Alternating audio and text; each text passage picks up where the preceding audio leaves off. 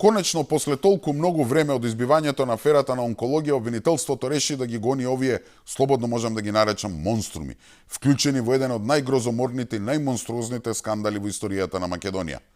Случаи во кои доктори, сестри и болничари краделе лекови што им следуваат на државна сметка на болни од рак и ги препродавале за високи пари.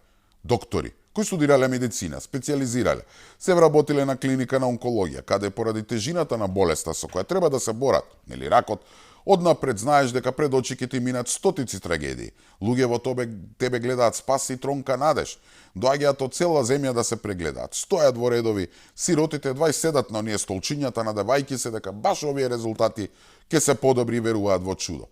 И ти како доктор решаваш да ги гледаш директно во очи и да ги крадеш.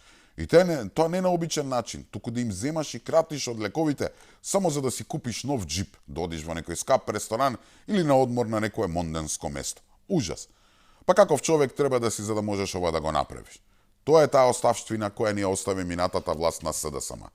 Тоа што ми смета во моментов е прашањето зошто во ово обвинение го нема тогашниот министер за здравство Венко Филипче. Имено случајот со онкологија е веќе втор случај по пресудата за модуларната болница, каде што некогашниот министер за здравство Филипче сосема иземен од одговорност. Зарем никој не прашува дали тој знаел дека не се дава онколошка терапија или дека се крадела па дури и завршувала на црниот пазар? Нели во случајот со Кочени се проверува улогата на сите инволвирани? И тие што знаеле, а не презеле ништо.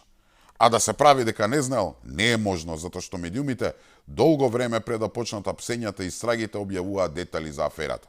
Или тогашниот министер не гледа телевизија и не чита вести. Можеби и во Дубај бил.